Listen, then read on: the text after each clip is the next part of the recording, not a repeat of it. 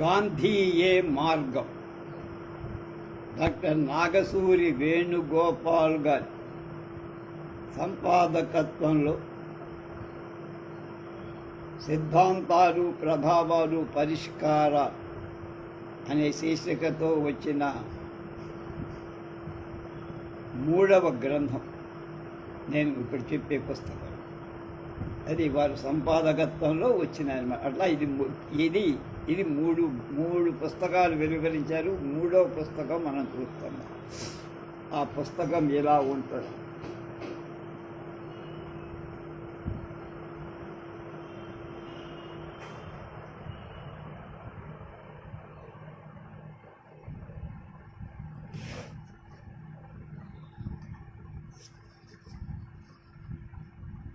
ఇది 2004 మార్చిలో వచ్చిన పుస్తకమే, తాజా.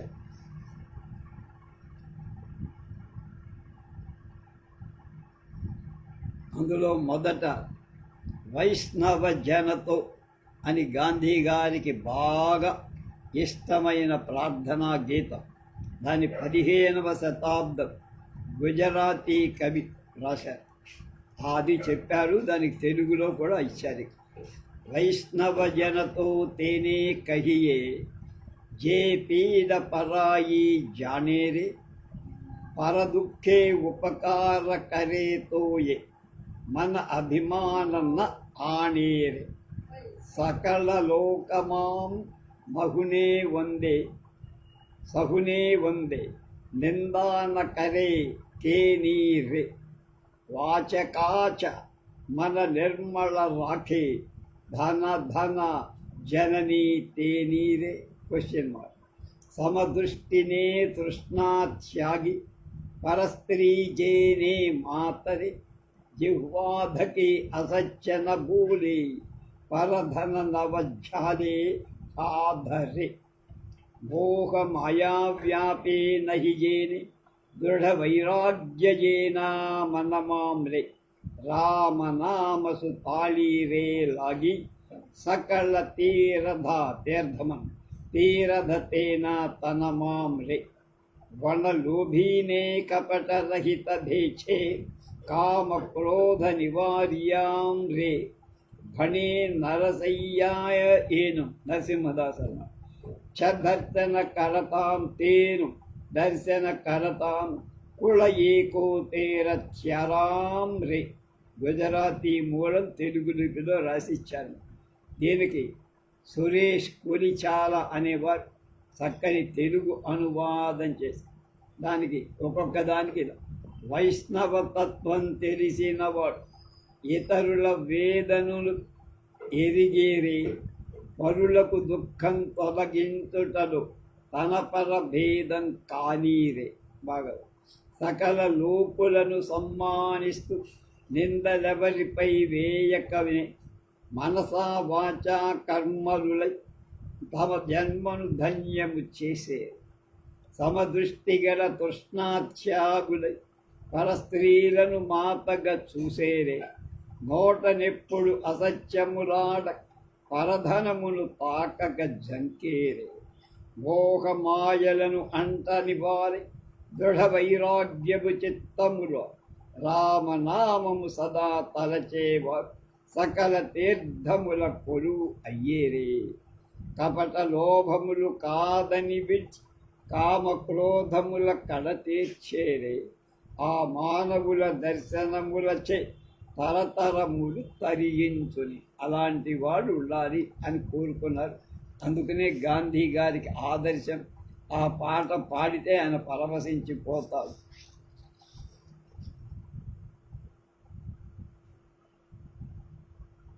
వడ్డాది పాపయ్య కుంచెకు వందనమణిస్తున్నారు. స్వాతంత్రం తరువాత గాంధీజీ చిత్రం గీయని చిత్రకారుడు కాని, ఆయన శిల్పం చేయని శిల్పి కానీ లేడేమో.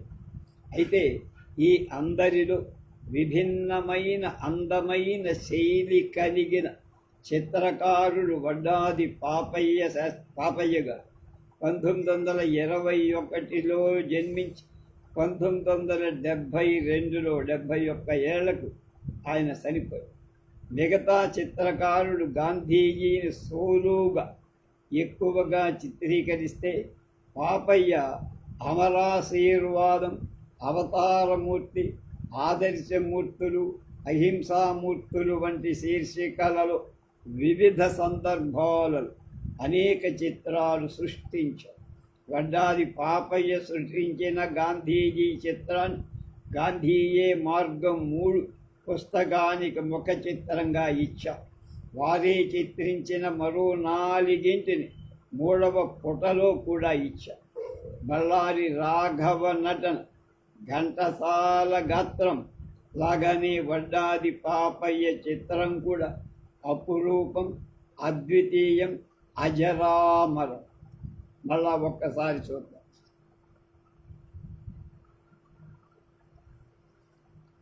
మహాత్మా గాంధీ ఆశయాల బాల్యం నుంచే రంగరించుగల హిందీ పుస్తకాల తెలుగు అనువాదం, వాటి వ్యాప్తి, చరఖా శిక్షణా కేంద్రాల స్థాపన, ఉపాధి కల్పన, ఖాదీ సంస్థల నిర్వహణ, ఖాదీ అమ్మకాల వృద్ధి, వినోబా నాయకత్వంలో భూదావనోద్యమ పోరాటాలు, ఇలా ఎన్నో రకరకాల కార్యక్రమాలను నిరంతరాయంగా విజయవంతంగా నిర్వహిస్తున్న గాంధేయ సర్వోదయ భూదాన సుబ్బారావు, గోవిందరాజు వెంకట సుబ్బారావు, వారికి వారి సతీమణి లలితాదేవి, ఆమె 1940లో జన్మించి ఒక 60-80 ఏళ్లకు 2020లో మరణం పొందారు. అభినందన పూర్వకంగా ఈ పుస్తకాన్ని కానుకగా ఇస్తున్నారు నాగసూరి వేణుగోపాల్ తమ అర్ధాంగి హంసతో కలిపి.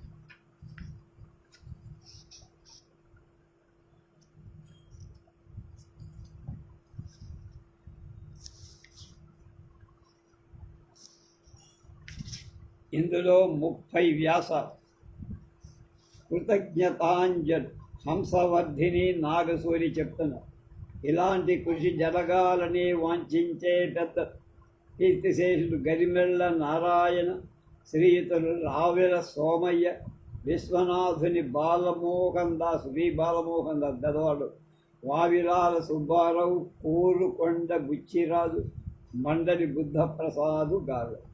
గాంధేయం ఒక గాంధీవం శీర్షికను ప్రారంభించి కొనసాగిస్తున్న ఆంధ్రప్రభ దినపత్రిక ఎగ్జిక్యూటివ్ ఎడిటర్ వైఎస్ఆర్ శర్మ, ఏ వారానికి ఆ వారం శీర్షికను తీర్చిన న్యూస్ ఎడిటర్ ఎస్కే రామానుజం గార్లకు, విలువైన వ్యాసాలు అందించిన రచయితలు, మరికొన్ని సందర్భాల్లో కొన్నిటిని సూచించిన విజ్ఞులకు, ఇలా గాంధీయే మార్గం 1, 2, 3 పుస్తకాలు రావాలని ఆశించే మిత్రుడు శ్రీ కాటా చంద్రహాస్, ఎం మధుసూదనరావు, ఎంవి వరప్రసాద్, మావిళ్లపల్లి శ్రీనివాసులు, షేక్ మహబూబ్ బాషా, వినయ గాంధీ దిల్లపై ముఖ చిత్రంతో పాటు ఇతర వడ్డాది పాపయ్య చిత్రాలు అందించిన శంకర చలపతిరావు, కవర్ పేజీ రూపొందించిన చేపూరి రమేష్, పుస్తకాన ప్రచురణకు సిద్ధం చేసిన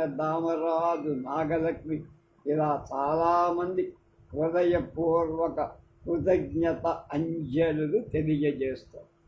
ఇక డాక్టర్ నాగసూరి వేణుగోపాల్ ఒక వ్యాసం రాశారు ముందు సంపాదకీయంగా, గాంధీజీ మనకు ఎంత దూరం, గాంధీయే మార్గం, సిద్ధాంతాలు, ప్రభావాలు, పరిష్కారం పేరున కొన్ని వ్యాస సంకలనాలు తీసుకురావాలని 1920-21లో నిర్ణయించు ఇంతవరకు 1వ సంపుటం 28 వ్యాసాలతో 2021 సెప్టెంబర్లో 27 వ్యాసాలతో 2వ సంపుటం 22 జనవరి మాసంలో వెలువరించాం. అంటే 21-20 తాను ప్రతిపాదించిన ఆలోచనలను వివరించిన తార్కిక వాదనలు, పాటించిన విధానాలు తన సిద్ధాంతాలుగా గాంధీజీ ఎక్కడా చెప్పుకో, అలా ప్రచారము చేసుకో, పైపెత్తు వాటిని హిమాలయాలు, గంగా నది వల్ల చాలా పాతవిగా చెప్పుకున్నారు.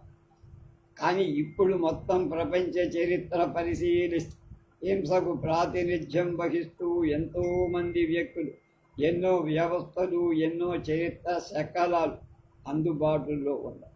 అయితే అహింసకు ప్రతినిధులుగా నిలిచిన వ్యక్తులు బుద్ధుడు, యేసుక్రీస్తు ఇలా చాలా తక్కువ మంది కనపడతారు. అందులో ఇటీవలి వ్యక్తి గాంధీ మహాత్ముడు కనుక ఆయన సిద్ధాంతాలను, ఆ సిద్ధాంతాల ప్రభావాల కారణంగా ఉత్పన్నమైన ఉద్యమాలు, వాటికై పోరాడిన వ్యక్తులు గురించి చెప్పటానికి ఇలాగే వర్తమాన సమస్యలు గాంధీజీ పాటించిన విధానాల వల్ల ఏవైనా పరిష్కారాలు లభ్యమవుతాయేమో అని పరిశీలించి తర్కించడం బాధ్యతగా మేము భావించాం.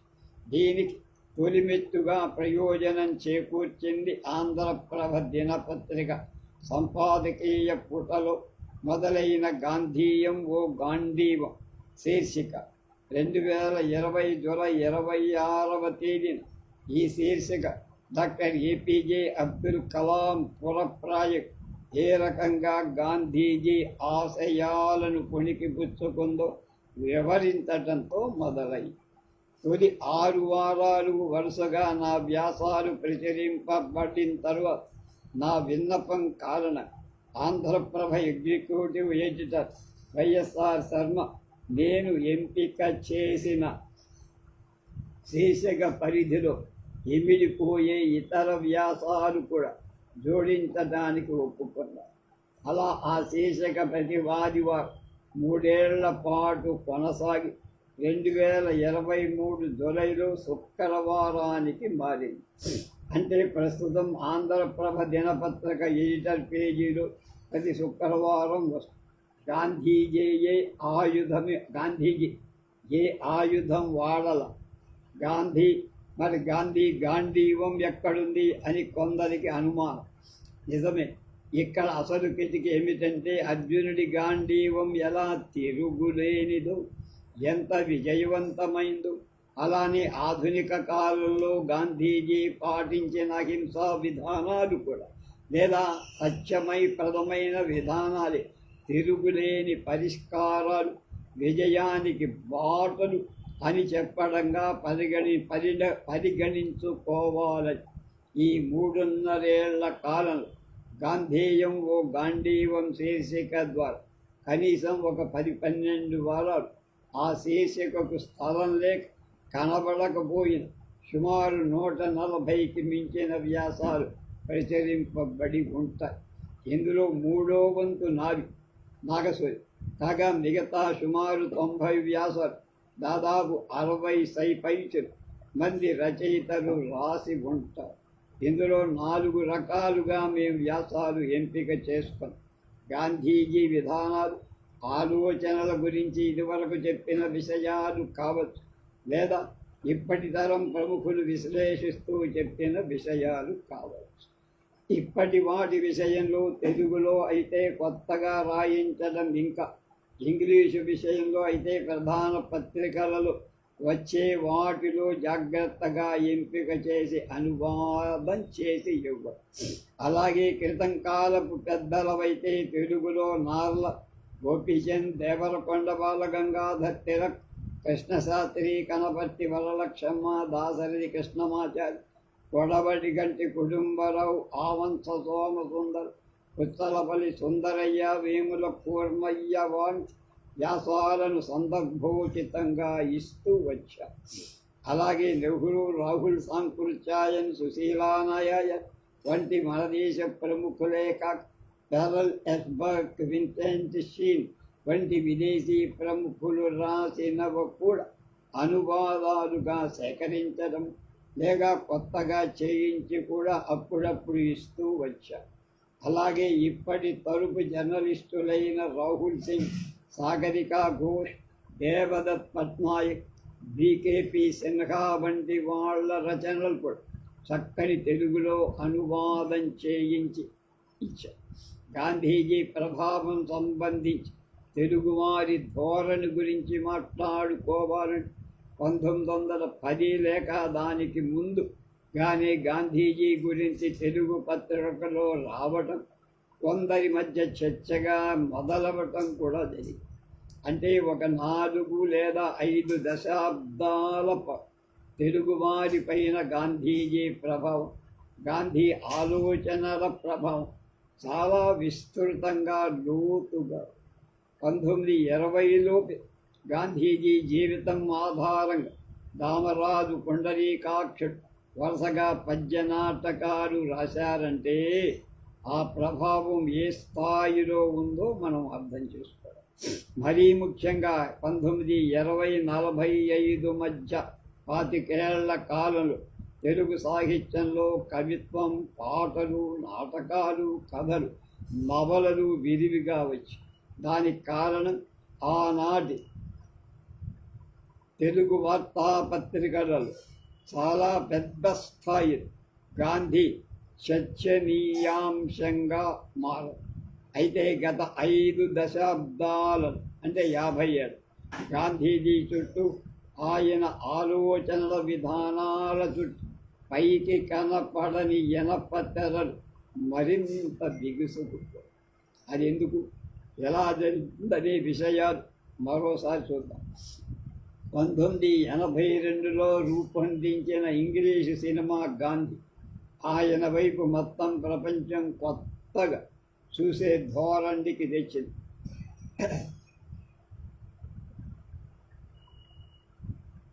ఈ సినిమా భారతదేశంలో గాంధీజీ విధానాల విజయ గాథ తెరకెక్కిస్తే 1996 మేకింగ్ ఆఫ్ మహాత్మా అనే పేరున గాంధీ దక్షిణాఫ్రికా సత్యాగ్రహ పోరాట శ్యామ్ బెనగల్ సినిమాగా తీసి చరిత్ర సృష్టించారు. ఈ 2 సినిమాలు భారతీయ భాషలలో మరిన్ని సినిమాలు రావటానికి దారి చూపించారు. 1906 సెప్టెంబర్ 11 గాంధీజీ తన సత్యాగ్రహ భావన దక్షిణాఫ్రికాలో సభాముఖంగా ప్రతిపాదించారు. గాంధీజీ పేరు పదే పదే చెప్తూ ఆయన ఫోటోను విపరీతంగా వాడే కాంగ్రెస్ పార్టీ 2006లో భారతదేశంలో అధికారంలో ఉన్న సందర్భాన్ని కనీసం తన ప్రచారం కోసం వాడుకోలేకపోయింది. అయితే అంతర్జాతీయంగా గాంధీజీ సత్యాగ్రహ భావన పెద్ద ఎత్తున ప్రముఖమైంది కనుకనే ఆ మరుసటి సంవత్సరం 2007లో ఐక్యరాజ్య సమితి ప్రతి సంవత్సరం అక్టోబర్ 2వ తేదీని international day of non violence day, అంతర్జాతీయ అహింసా దినోత్సవంగా జరుపుకోవాలని ప్రతిపాది అప్పటి నుంచి జరుపుకోవటం ప్రారంభం.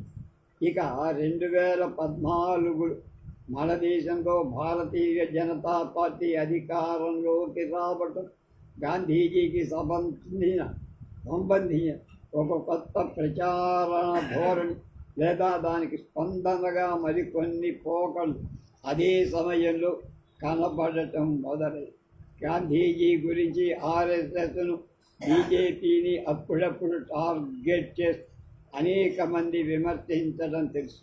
ఆ కారణంగానూ లేదా అంతర్జాతీయంగా గాంధీ మూర్తిమత్వాన్ని, పర్సనాలిటీ, అహింసా సూత్రాలకు చలామణి పెరిగిందని గమనించడమో కానీ ప్రధాని మోడీ నేతృత్వంలో ప్రభుత్వం గాంధీజీ చిత్రాన్ని, సందర్భాలను, విధానాలను విరివిగా ప్రచారంలో వాడుతూ వచ్చింది.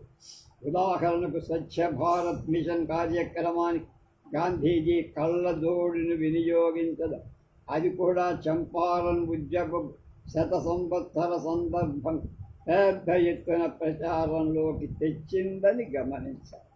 అలాగే జాతీయ చేనేత దినోత్సవం కూడా ప్రత్యేకంగా జరుపుకోవటం మొదలు. భారత ప్రధాని మోడీ విదేశ పర్యటన చేసిన ప్రత్యేకంగా గాంధీజీ గురించి ప్రస్తావించడం మానల, నిజానికి ఇంకా పెరిగింది కూడా. అయితే ఇదే సమయంలో మొదట జవహర్లాల్ నెహ్రూ టార్గెట్ చేస్తూ రకరకాల వ్యతిరేక ప్రచారం సోషల్ మీడియాలో జరిగింది. ఎంతోమంది విమర్శిస్తున్నారు. ఆ తర్వాత గాంధీజీ ఈ ఆర్గనైజ్డ్ వ్యతిరేక ప్రచారానికి ఎంచుకున్నారు. ఇది ఒక విషయంగా కాగా, మరొక వైపు భారతదేశం వామపక్ష పార్టీలు నిర్వహించే పత్రిక 2014 మహాత్మా గాంధీ గురించి పెద్దగా వాటి జోలి వచ్చేవి కాదు, ఆయన గురించి ఏం రాసేవి కావు.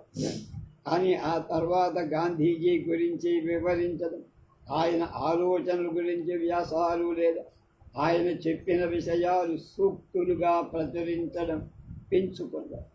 దాని తర్వాత మహాత్మా గాంధీ 150వ జయంతి సంవత్సరం రావడం, ఆ సందర్భంగా ఎన్నో రకాల కార్యక్రమాలు పెద్ద ఎత్తున జరగడం, అవి 2019 అక్టోబర్ 2వ తేదీ ఒక స్థితికి రావడం మనందరికీ తెలిసిందే.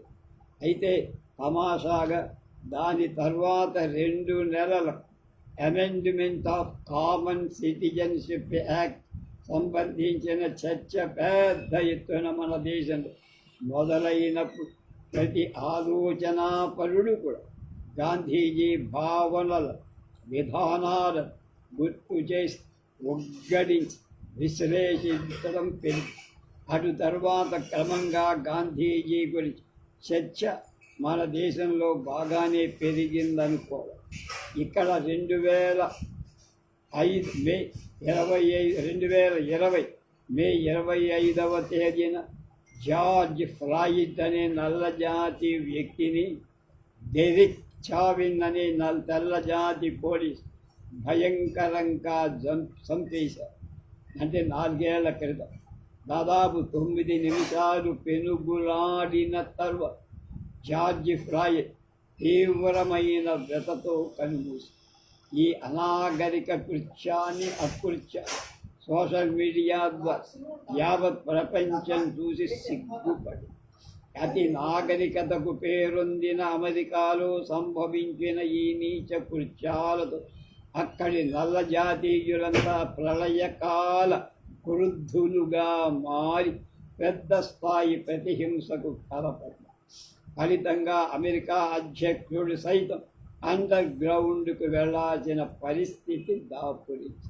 ఇది జరిగిన కొంతకాలం మన దేశంలో ఒక సంఘటన జరిగి, కరోనా కారణంగా చాలామంది కార్మికులు తమ కుటుంబాల కోసం స్వస్థలం వైపు దక్షిణం నుంచి ఉత్తరాన్ని, పడమర నుంచి తూర్పు కాలినడకన 100,000 మైళ్ళు ప్రయాణం చేయడం మొదలుపెట్టారు. వాళ్లకు బళ్ళు లేవు, బస్సులు లేవు, రైలు లేవు. అయినా పొట్ట చేత పట్టుకొని ఉన్న కొంచెం లగేజ్ చేతిలో పట్టుకొని నెత్తి మీద మోస్తూ నడక ప్రారంభించి, కానీ ఏ దశలో కూడా ప్రతిహింసకు కానీ వాళ్ళు పాల్పడకపోవడం అనేది మన సమాజంలో సహిష్ణుత అంతర్గతంగా పాదుకొని ఉంది అనే విషయం పెద్ద ఎత్తున చర్చకు రావాల్సి ఉంది. లేకపోతే ఇంత మొత్తంలో ప్రతి వలసగా బయలుదేరిన వ్యక్తులు ఏ సందర్భంలోనే ఆవేశానికి లోనై ఉంటే ఎంత పెద్ద అనర్థం జరిగి ఉండేదో అంటూ ఆ అమెరికా సంఘటనను పోలుస్తూ కొన్ని విశ్లేషణలు కూడా వచ్చాయి. అయితే గాంధీజీని పూర్తిగా అధ్యయనం చేసే వాళ్ళ సరైన వేదిక ఈ దేశంలో లేదు కనుక ఈ వాదం పెద్దగా చలామణిలోకి అంటే పెద్దగా తెలియలేదన్నారు. 2020 సెప్టెంబర్ ప్రాంతంలో భారత ప్రభుత్వం వ్యవసాయం సంబంధించి కొత్త చట్టాలు చేస్తోందన్న ప్రతిపాదన 2020 అక్టోబర్ మధ్య నుంచి ఒక 14 లేక 15 నెలల అంటే 2022 జనవరి 22 వరకు శాంతియుతంగా తమ వ్యతిరేకత రైతులు తెలియచేశారు. జాట్లు, అలాగే హర్యానా రైతులు, పంజాబ్ రైతులు ఇందులో చాలా సృజనాత్మక, ప్రయోజనాత్మక మొత్తం కార్యక్రమాన్ని రూపొందించారు. ఎక్కడ హింసా విధానాలు. ఈ కారణంగా అంతర్జాతీయంగా ఈ ర్యాలీ లేదా నిరసన బాగా ఆకర్షించి చివరకు భారత ప్రభుత్వం ఆ చట్టాలను చెయ్యటం లేదని ప్రకటించడం కూడా మనకు తెలుసు. కనుక మొదట రైతులు స్వచ్ఛందంగా ఈ సమ్మె చేస్తున్నారు వార్తలు వచ్చిన తర్వాత దశలో వీరి వెనక రైతు నాయకులు, రాజకీయ పార్టీలు, పెద్ద పెద్ద వ్యాపార సంస్థలు ఉన్నాయని పరిశీలనాత్మక విమర్శలు వచ్చాయి. కనుక ఈ లోతుపాతుల పెడధోరణుల చర్చ ఇక్కడ అవసరం లేదు. కానీ ఆ రైతులు చేపట్టిన శాంతియుతమైన నిరసన కారణంగా గాంధీజీ భావనలు, ఆయన ప్రతిపాదించిన అహింసాత్మకమైన నిరసన ధోరణులు కొత్తగా చర్చించడం, వాటి ప్రయోజనాలు గురించి మాట్లాడటం కూడా తెలుసు. నిన్న ఇవాళ పేపర్లు చూస్తే రేపు వచ్చే నెలలో అక్టోబర్లో జరిగేటువంటి హర్యానా ఎలక్షన్లో బీజేపీ తుడిచిపెట్టుకుపోతుందా, ఆ తర్వాత మొత్తం జరిగే 6 రాష్ట్రాల ఎన్నికల్లో కూడా దానికి అడ్రస్ ఉండదని ఇవాళ పేపర్లలో ప్రముఖంగా విశ్లేషకులు అందరూ చెప్పారు. అంటే వాళ్ళు ఎవరు ఏది నాటితే దాని ఫలితం మనం పరిస్థితి.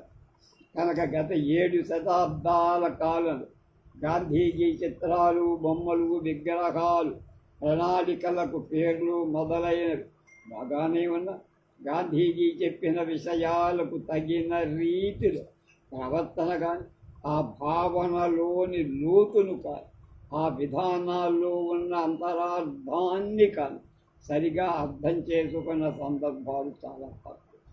దీనికి పలు రాజకీయ పార్టీలు మాత్రమే కారణం కాదు. అలాంటి అర్ధరహితమైన విమర్శ లేక విపరీత ధోరణ పొడసూపుతున్న వాటిని ఖండించి వివరించాల్సిన బాధ్యత గాంధీజీ పేరున ఉన్న ఎన్నో సంస్థలు చేసి ఉండాల్సింది.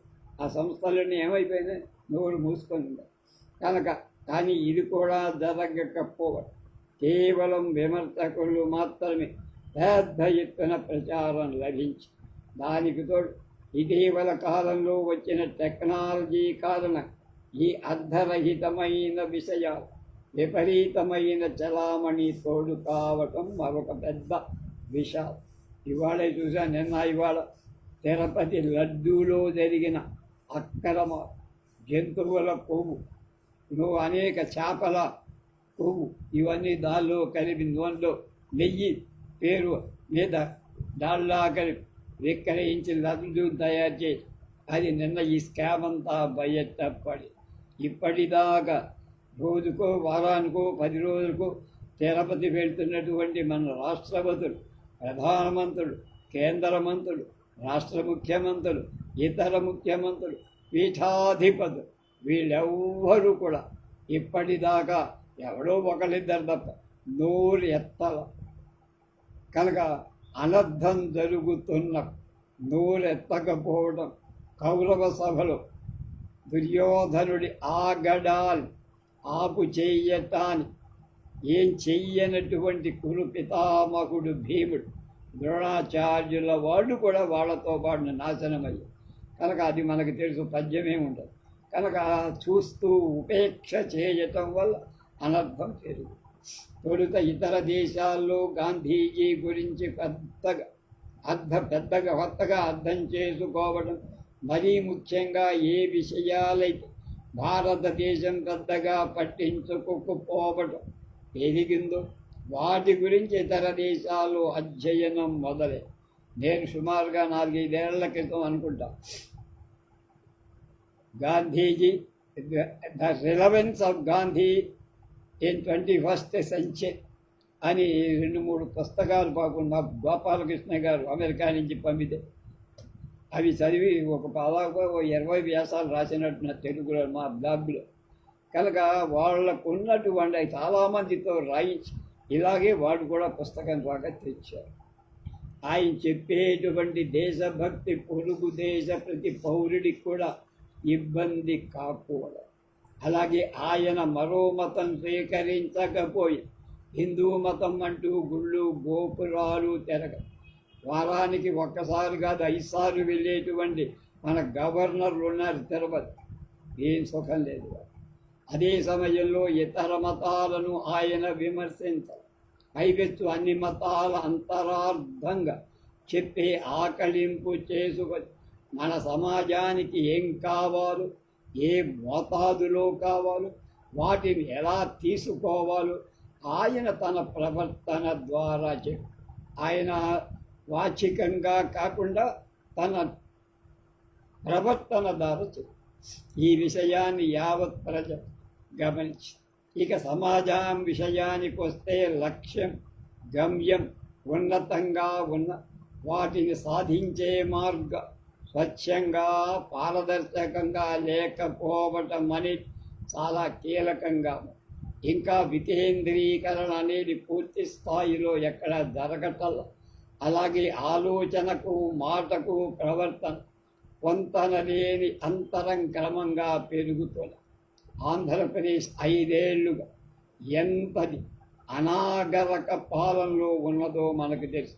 దీన్ని ఉపేక్షించి ఊరుకున్న ఈ 5 ఏళ్ళు ఊరుకున్న కేంద్ర ప్రభుత్వం కూడా అందులో తప్పులో భాగం పంచుకుంటుంది అని మనం అందరం విశ్వసిస్తున్నాం. గ్రామాలు, రైతులు, వ్యవసాయం వంటి విషయాలనే కాక మహిళలకు సంబంధించిన కూడా గాంధీజీ ఏం చెప్పారు అన్నది పెద్దగా చర్చ కానీ ప్రచారానికి కానిరా. అలాగే పారిశుద్ధ్యం, పర్యావరణం, విజ్ఞానం, వైద్య సదుపాయాల గురించి గాంధీజీ చెప్పిన విషయాలు కూడా పెద్దగా ఎవరూ పట్టించుకోల. ఈ నెల 29వ తేదీ ఆదివారం అవనిగడ్డ, కృష్ణా జిల్లా అవనిగడ్డ గాంధీ క్షేత్రంలో కృష్ణా జిల్లా రచయితల సంఘం ఒక పెద్ద కార్యక్రమం నిర్వహిస్తుంది పొద్దున్నీ సార్. అందులో మధ్యాహ్నం జరిగే సదస్సులో పర్యావరణం పరిరక్షణం అనేటువంటి ఒక సదస్సు ఉంది. అందులో విహారి గారు సభాధ్యక్షులు నన్ను ముఖ్య ఆత్మీయ అతిథిగా కూడా ఆహ్వానించారు. కనుక అలాంటి సభలు జరగాలి, దానివల్ల దిశానిర్దేశనం కూడా చెయ్యాలి. అందువల్ల అధ్యయనంతో కూడిన సవ్యమైన విషయ సాధికారంగా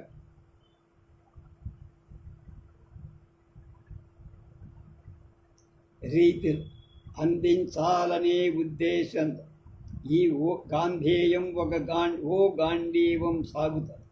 ఈ శీర్షికలో వచ్చిన వ్యాసాలు ఆధారంగా గాంధీయే మార్గం, సిద్ధాంతాలు, ప్రభావాలు, పరిష్కారాలు అనే సంపుటాలు తయారవుతున్నాయి.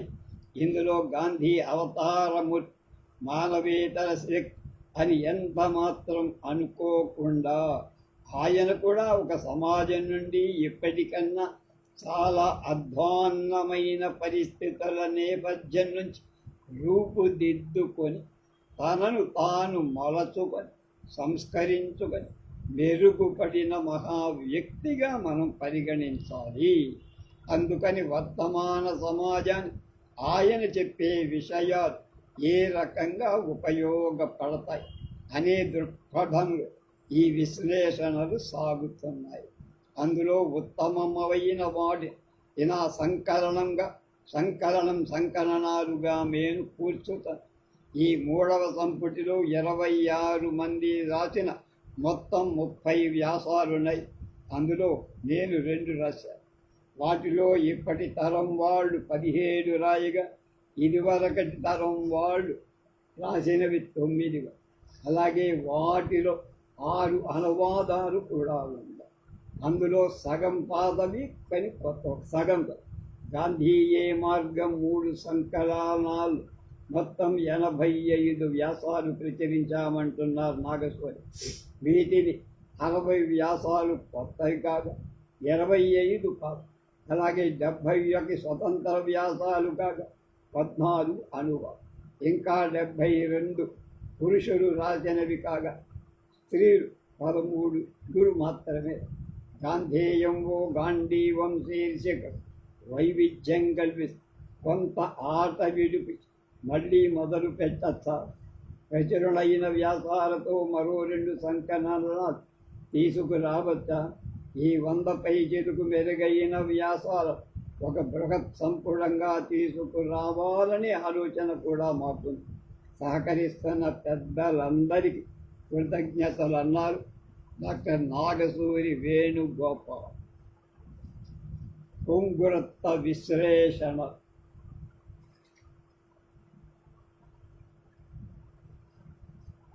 డాక్టర్ వావిలాల సుబ్బారావు, ప్రముఖ సాహితీవేత్త, రచయిత. అందరూ గాంధీలే, కానీ మహాత్ముడు ఒక్కడే హరిశేష్. ఇవాళ గాంధీ గారి గురించి ఇంకా పరిశోధించి వెలికి తీయాల్సిన వాస్తవాలు ఏం మిగిలాయో. ఆయనదొక తాపరికం లేని బహిరంగ జీవితం. ఆయనకున్న ప్రశస్తి వల్ల ఆయన జీవితంలో ప్రతి సన్నివేశం, ప్రతి వాక్యం రికార్డు చేయబడేవి. కానీ ఆయనను గురించి అర్థం చేసుకోవడం, అంచనా వేయడం, వర్తమానంతో బేరీజు వేసుకోవడం ఎప్పటికీ అయిపోయేది కాదు. అతను ఇప్పుడు లేడు, ఎప్పుడు ఉన్నాడు అన్నాడు శ్రీశ్రీ. ఆ మహాత్ముని వ్యక్తిత్వ విస్మృతిని సూత్రీకరిస్తూ గాంధీజీపై వ్యతిరేక వ్యాఖ్యానాలు చేసేవాడు, పేరు వింటేనే చెవులు మూసుకునేవాడు ఎప్పుడూ ఉంటూనే ఉంటాడు. బుద్ధుడు, సోక్రటీస్, జీసస్ కాలంలో కూడా ఈ లోపాల అన్వేషణ సమూహం ఉండనే ఉంది. పర్వతానికి దగ్గరగా నిలబడ్డ వాళ్ళకి రాళ్ళే కనిపిస్తాయి. ఎత్తులు చూడగలిగినంతగా తలెత్తలేరు వాళ్ళు. అందుకు ప్రయోజనాలు సాధించటానికి ఇచ్చినంత గౌరవం సుదూర లక్ష్యాల కోసం జీవిత ప్రయోగాలు చేసిన వాళ్ళకి లభించింది. నేనెవరో తెలుసుకోవటం ఎంత ముఖ్యమో, నేనేమిటో వ్యక్తం చేసుకోవటం కూడా అంతే ముఖ్యం. ఐ మస్ట్ రివీల్ మైసెల్ఫ్ అనర్థం అన్నాడు ఠాగూర్. ఈ వాక్యాన్ని నేను రమణ మహర్షి, గాంధీ మహాత్ములకు అన్వయించుకుంటానన్నారు వావిలాల సుబ్బారావు. నేనెవరు అన్న సాధనా మార్గం బోధించిన రమణ మహర్షి గురించి తెలిసిందే. ఆయన సమకాలికుడైన గాంధీజీ చేసిన జీవిత ప్రయోగం ఆధ్యాత్మికం అనిపించదు. కానీ ఆయన చేసిందంతా తన సత్యరూపాన్ని బహిరంగంగా అన్వేషించదు. అంతరంగ ధర్మాన్ని బహిరంగ అన్వేషణకు పెట్టుకో. టాల్స్టాయ్, రస్కిన్ ఎంత ఇష్టపడి చదివిన ఇతడి నిర్ణయాలను ప్రభావితం చేసి మేధావుల వాణిక అతని అంతర్వాణి. దీన్ని పట్టుకొని గాంధీజీ మతవాది అంటారు. మతం వేరు, రాజకీయం వేరు అని వాదించేవాడు వాళ్లకు మతం అంటే తెలియదు అంట. అవి వారి మాటలను తిరస్కరించారు. అలాంటివి చుట్టూ చీకటి కమ్మినప్పుడు, సహాయం విఫలమైనప్పుడు, కష్టాలు కళ తీర్చేవారు కరువైనప్పుడు, ఎలాగూ ఎక్కడి నుండో నాకు సహాయం అందుదు. ప్రార్థన, నివేదన మూఢనమ్మకాలు కావు. అవి తినటం, తాగటం, కూర్చోవటం, నడవటం లాంటి చర్యల కన్నా ఎక్కువ నిజం. అవి మాత్రమే సత్యం. మిగతావి అవాస్తవమన్న కూడా అతిశయోక్తి కానే కాదు.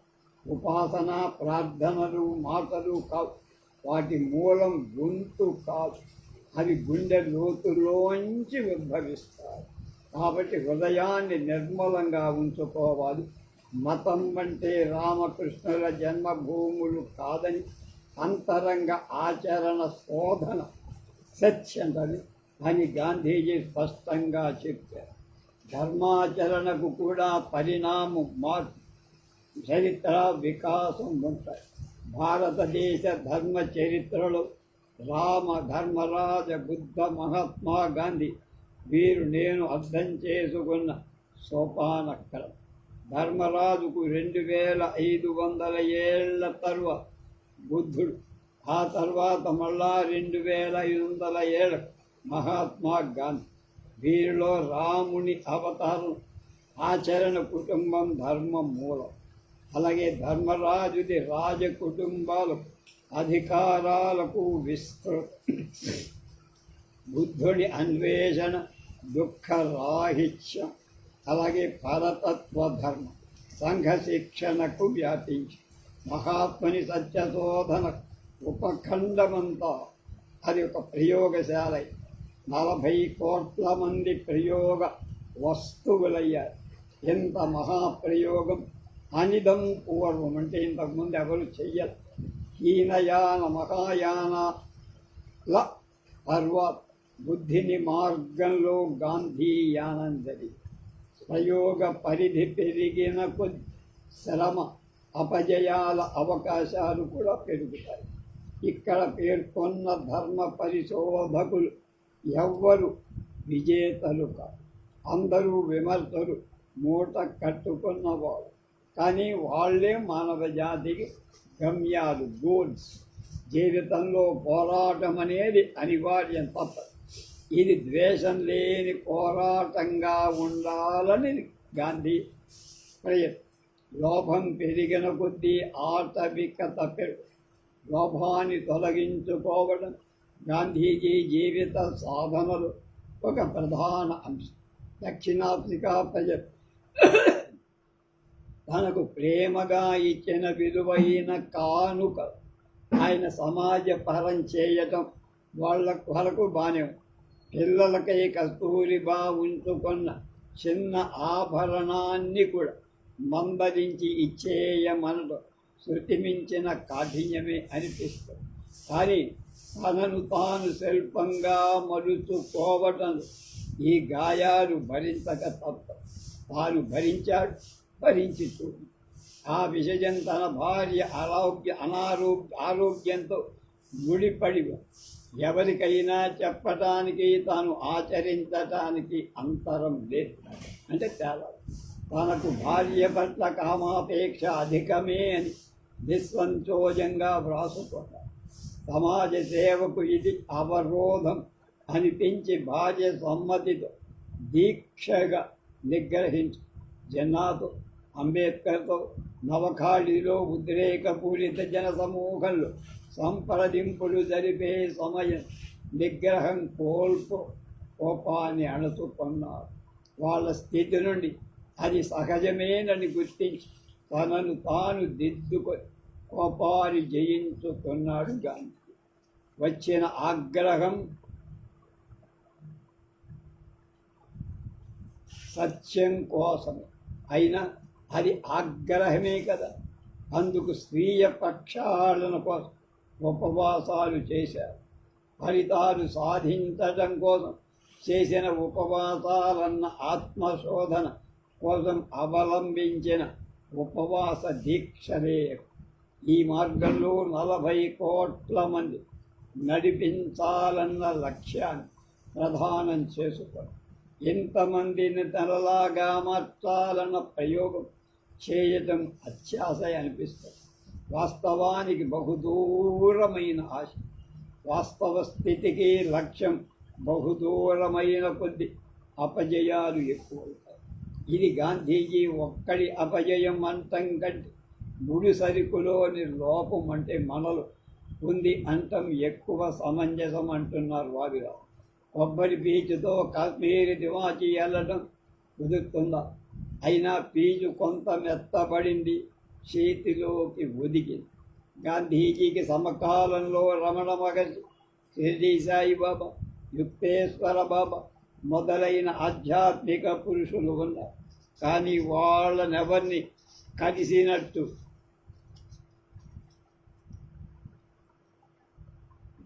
వారి నుంచి ఆధ్యాత్మిక సహకారం, మార్గదర్శనం కానీ తీసుకున్నట్లు ఎక్కడా మనకి లేదు. ఒకసారి రాజేంద్ర ప్రసాద్ గారు, జమ్నాలాల్ బజార్ గారు రమణ మహర్షిని కలిసి గాంధీ చేస్తున్న పోరాట సందేశము, సహకారము ఇమ్మని అడిగారని, నేను ఇక్కడ చేస్తున్నది ఆయన అక్కడ చేస్తున్నారు అని మహర్షి అన్నారని చదివా. ఇద్దరి ప్రయత్నాలు సంపూర్ణ విముక్తి కోసం, బంధరహితంగా సత్య మార్గం నిర్వహించడం కోసం. ఒకరిది అంతర్ముఖ ప్రయత్నం, మరొకరిది దేశవ్యాప్త బహిర్ముఖ ప్రయత్నం. మనం ఇంత అనాగరకంగా పురోగమించిన ఆటవిక స్వభావాలు, సాంకేతిక సౌకర్యాలు, హంగుల అద్దుతున్నామే కాదు. ఆటవిక ప్రవృత్తిలో మనలో మార్పు లేదు. సాంకేతిక నైపుణ్యంతో ఆ ఆటవికత ఇంకా విజృంభిస్తాయి. హింసా గుణానికి కొత్త తర్క సమర్థనలు కూడా మునిచాయి. ప్రాంతీయ హింసలు ప్రపంచ యుద్ధాలుగా మారుతాయి. మతం మన స్వరూపం మార్చుకొని నిందల పాలవుతాయి. ధర్మదేవత అన్ని కాళ్ళు విరిగాయి.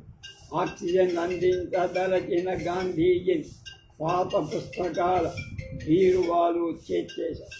1948లో ఢిల్లీలో చెలరేగిన హింసను నివారించలేక ప్రభుత్వం, సైన్యం, యంత్రాంగం, నాయకులు, గవర్నర్ జనరల్ అందరూ చేతులెత్తేసి కొల్లాయి గట్టిన 78 సంవత్సరాల ముదివగ్గు కోసం ఎదురు తెన్నులు చూశారంటే వ్యక్తిత్వ ఔన్నత్యం మాత్రమే ఉన్మత్త సమూహాలను కూడా ప్రభావితం చెయ్యగలదు అనటానికి చరిత్రలో ఇంతకు మించిన ఉదాహరణ మనకెక్కడైనా దొరుకుతుందా అంటున్నారు వావిలాల సుబ్బారావు.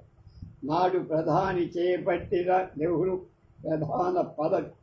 ప్రధాని నాపై నాకే ఆగ్రహంగా ఉంది బాబు. ఇప్పుడు మాకు కూడా పోలీసు రక్షణ కావాల్సి వస్తోంది. ఇంతకంటే దౌర్భాగ్యమేముంటుంది? రేషన్ షాపులు లూటీ అయ్యాయి. పళ్ళు, కూరగాయలు, పప్పు దినుసులు కూడా దొరకటంలా. పేదల బ్రతుకులు ఎంత దుర్భరమైందో అని నెహ్రూ ఏడ్చేశారు. ప్రధాని పాకిస్తాన్ వైఖరి సక్రమం కాదు.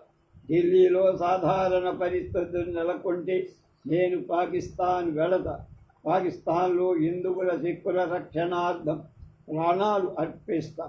ఇక్కడ కూడా నేను చెయ్యాలనుకున్నది చెయ్యకపోతే మరణం చేత తప్పదన్నాడు గాంధీ. కనుక గాంధీ తన కోసం తాను బతకల. రాజకీయ స్వాతంత్రం కోసం కూడా కాదు. హిందూ ముస్లింల సమైక్య, అస్పృశ్యత నిర్మూలన, అహింసల కోసం బతికారు. అహింసకు ఆయన నిర్వచనం వేరు. ప్రేమకు వ్యక్త రూపమే అహింస. ప్రేమకు వ్యక్త రూపం అంటే ప్రేమను బహిర్గతం చేసే రూపమే అహింస. జయాపజయాలని తప్పుడు తూకపు రాళ్ళ గాంధీజీని చూస్తే జిన్నా ముందు మహాత్ముడు ఏపాటి? జిన్నా జైలుకు వెళ్ళల, ప్రజోద్యమాలు నడపల, పోరాటాలు చెయ్యల. అతడొక్కడే 2 స్టెనోగ్రాఫర్ల సాయంతో 2 రాజ్యాలు సంపాదించుకున్నాడు. అంతటి ఘనకీర్తి అంత సునాయాసంగా మరొకరు సాధించిన దాఖల ప్రపంచ చరిత్రలో లేదు. కానీ అతని కీర్తి ఆ దేశ సరిహద్దులకే పరిమితం. ఎవరన్నా తలుచుకుంటారో. 1947 నవంబర్ అఖిల భారత కాంగ్రెస్ కమిటీ గాంధీజీ అన్న మాటలు ఇవి: నేను భారతీయుడు, అన్ని వర్గాల భారతీయ ప్రజలు అర్థం చేసుకోవటానికి ప్రయత్నం చేసి కలిసి బతికా. వాళ్ళందరినీ ప్రేమించి ఇతరులు దౌష్ట్యానికి పాల్పడ్డారని హిందువులు కూడా దౌష్ట్యానికి పాల్పడితే మనం హిందూ మతానికే ద్రోహం చేసిన వాళ్ళమవుతాం. దుస్తులు వాళ్ళ దౌష్ట్యం వల్ల కుంగిపోవాలి. మనం కూడా వాళ్లతో పాటు కుంగాల. హింస వల్ల హిందూ మతం సిక్కు మతం కానీ బాగుపడ. కనుక హత్యలతో హిందూ మతాన్ని రక్షించలేరు అని ఆయన కంఠంలో ప్రపంచ ప్రవక్తల కంఠస్వరాలన్నీ కలిపి మారుమ్రో. వాళ్ళ బోధనలు, శిష్యులకు ఉద్దేశించిన ప్రవచనాలు. అలాగే గాంధీజీ మాటలు యుద్ధం రంగం మధ్య నిలబడి ఎదురవుతున్న క్రూరత్వం ముఖాముఖి నిలబడి చెప్పిన మాటలు. ఎక్కడో సబర్మతి ఆశ్రమంలో కూర్చొని లేకపోతే బిర్లా దగ్గర కూర్చొని చెప్పిన మాట. మానవ జాతికి మనసు ఉన్నంతక అఖండ జ్యోతిగా నిలిచి ఉంటారు. గాంధీజీ స్వయంగా అదనంగా ఏం చెప్పాడయ్యా అని అంటే ఏం లేదు. పూర్వ మహాబోధనలు ఆయన ప్రాక్టికల్గా ఆచరించి చూపించి అనుష్ఠాన వేదాంతం కావాలన్నాడు కదా వివేకానంద. అట్లా అంతే. అందుకే నా జీవితమే నా సందేశం. My life is my message. ఏ విలువల కోసం ఏం చేస్తుంది, ఎలా చేస్తుంది, దారి తప్పుతున్నానా అని నిరంతర స్వీయ పరిశీలనలు ఉండే ఆచరణ శాస్త్రమే గాంధీజీ. చేయదలచిన దానికి చేయటానికి మధ్య అంతరం తగ్గటమే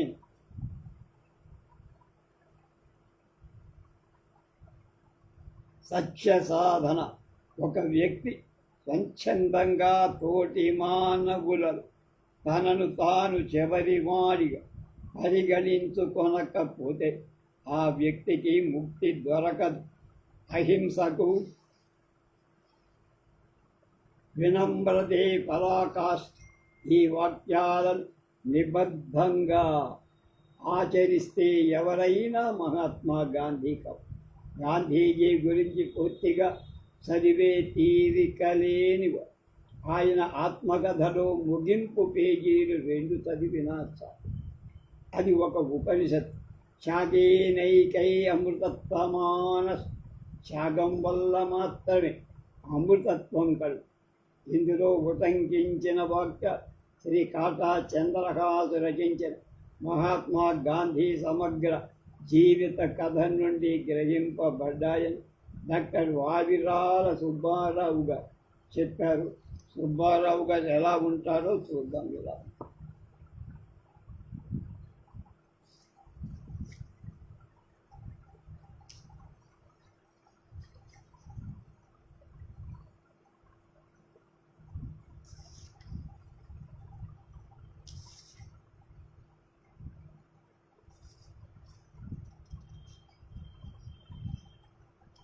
చివరి వ్యాసం ఇందులో ఇవాళ గాంధీజీ ఎందుకు అవసరం. ప్రఖ్యాత జర్నలిస్ట్, పత్రికా సంపాదకు కె రామచంద్రమూర్తిగా పాపం ఆయన కూడా తప్పడుగులేసి సాక్షిలోకి అక్కడ అవమానం పాలి మళ్ళా బయటకు వచ్చింది. గాంధీ జయంతి వచ్చింది, వెళ్ళిపోయింది. అన్ని పార్టీల నాయకులు తమ తమ కార్యాలయాలు గాంధీజీ లాల్ బహదూర్ శాస్త్రి ఫోటోలకు దండాలు వేసి నివాళులర్పించి ముఖ్య నాయకులు గాంధీకి శాస్త్రికి అంజలి గడి. అంతవరకే పరిమితి. ఎక్కడా సదస్సులు కానీ బహిరంగ సభలు కానీ జరిగిన జాడలు. గాంధీ జీవితాన్ని కొత్త తరాలు పరిచయం చేసే కార్యక్రమం కూడా లేదు.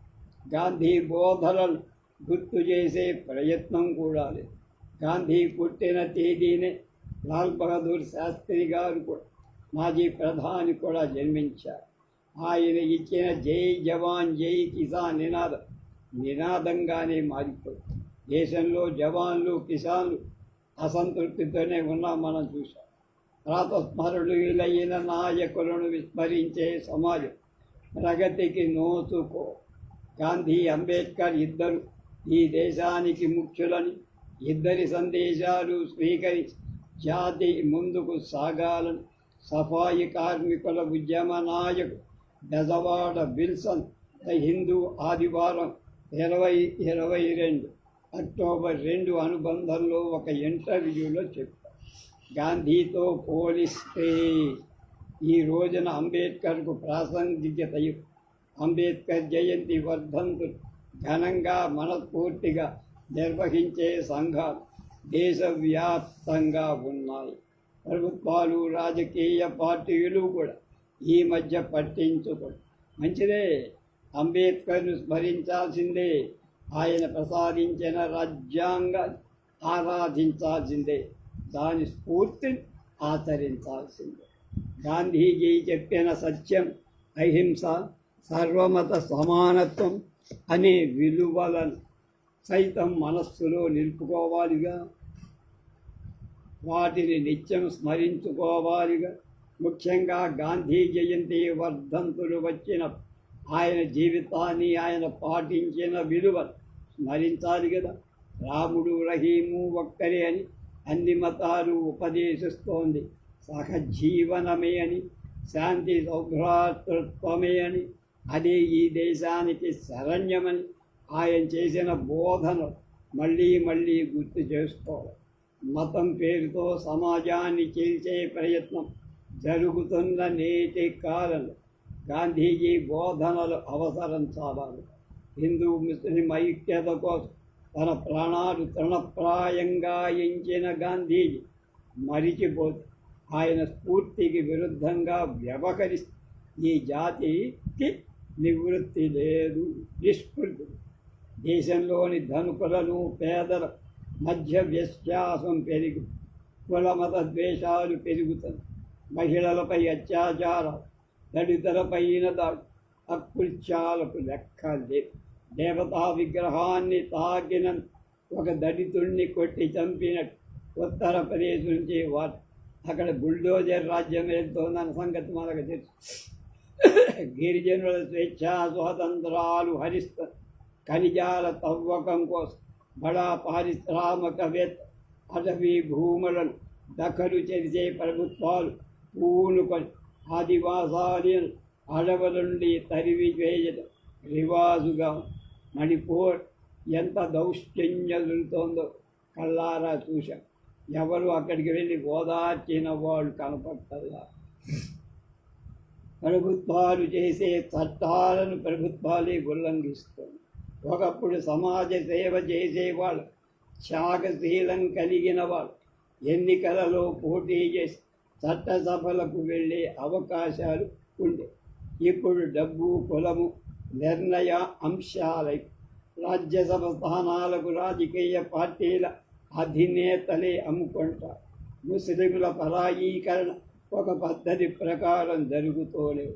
హిందూ మతానికి ఏదో అన్యాయం జరిగిపోతున్న సోషల్ మీడియాలో ప్రచారం చేస్తున్నారు కాషాయం వారు. అభూత కల్పనతో చరిత్రను తిరగరాస్తున్నారు.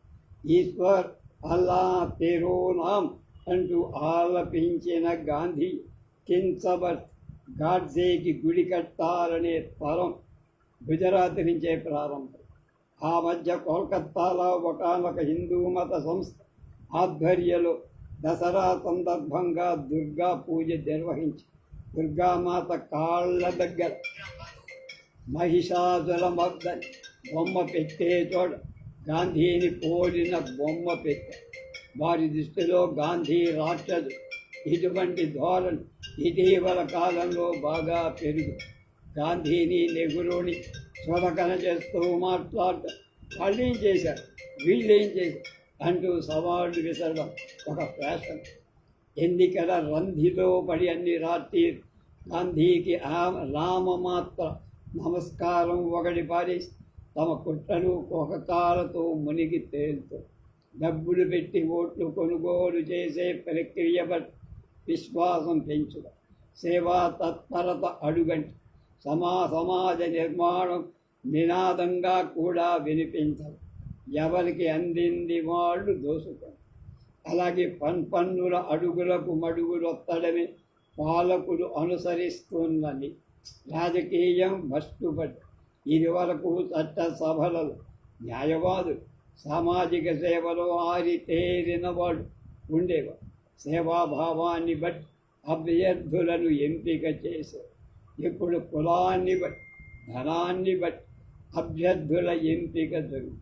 గాంధీజీ చెప్పిన గ్రామ స్వరాజ్యం అటకెక్కి పట్టణీకరణ విపరీతంగా పెరిగిపోయింది. గాంధీజీ చెప్పినవన్నీ తూచా పాటించాల్సిన అవసరం లేదు.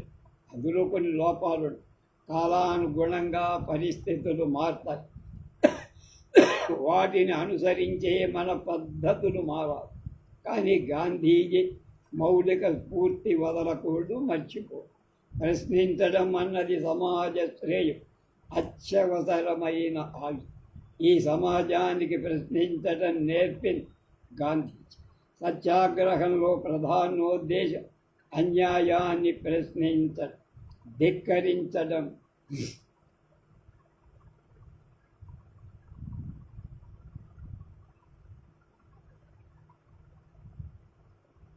ప్రశ్నించడాన్ని దేశద్రోహంగా పరిగణిస్తున్నారు.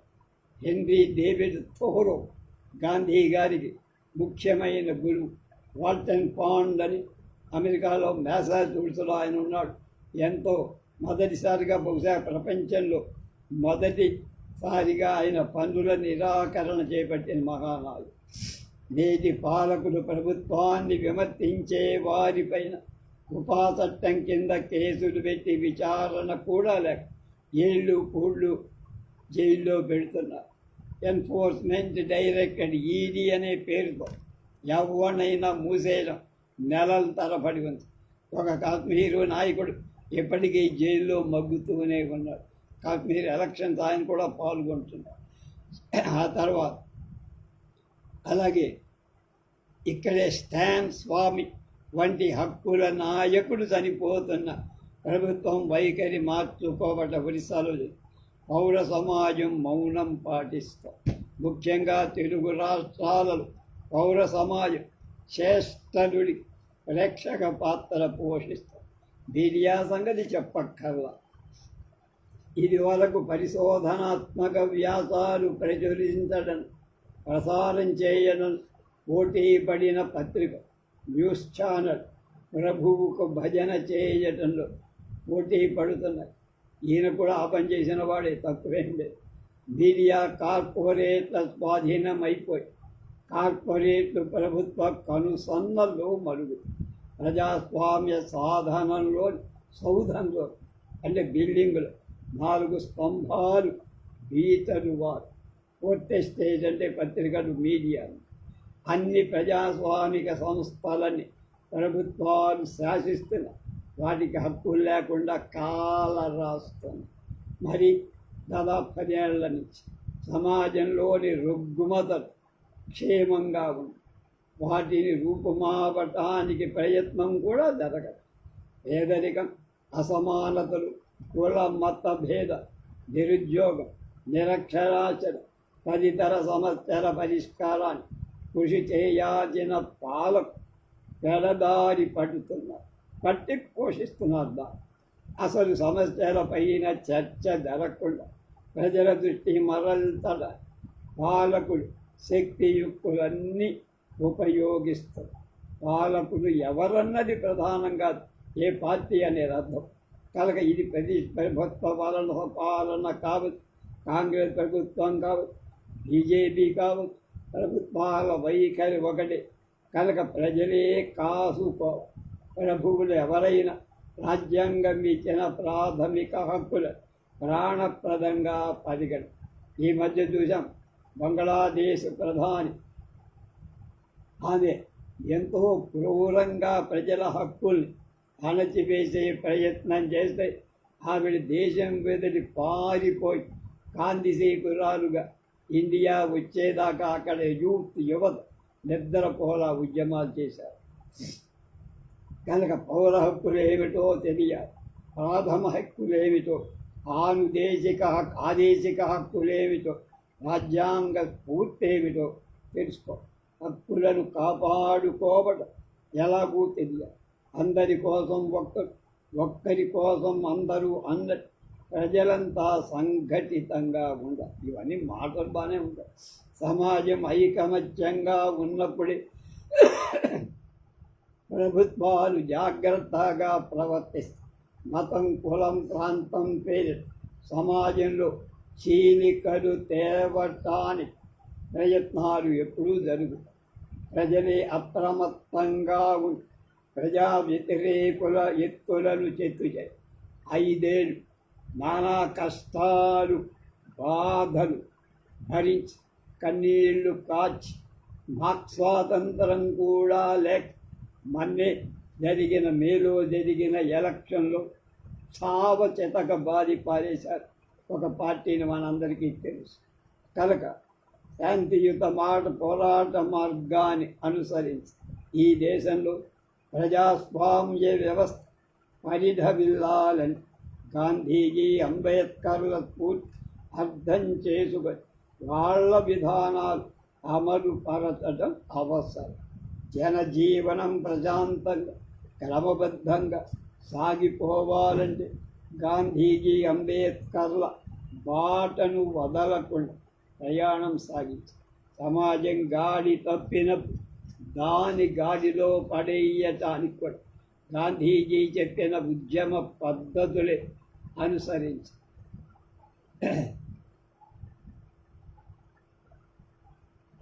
అమెరికా గాంధీ అనేటువంటి పేరు తెచ్చుకున్నవాడు మార్టిన్ లూథర్ కింగ్ ఎంత గొప్ప సత్యాగ్రహం చేసి నల్లవాళ్ళందరినీ ఏకధాటి మీద నిలిపించి ఆయన ఉద్యమాలు చేశాడో మనకు తెలుసు.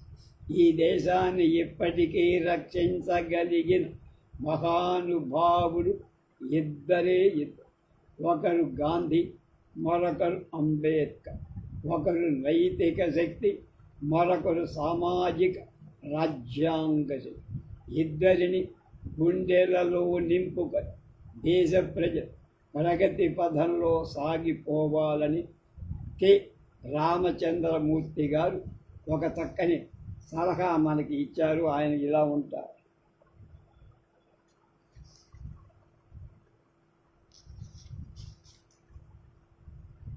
రేపు అసలు వ్యాసాల్లోకి వస్తాం. జీవావరణ ఆర్థికవేత్తగా గాంధీజీ. ఆ వ్యాసాన్ని ఇంగ్లీష్లో డికేపి సిన్హా రాస్తే తెలుగులో జర్నలిస్ట్ అయిన దేవేంద్ర దాని తెలుగు అనువాదం చేశారు. అది రేపు మనం తెలుసుకుంటాం.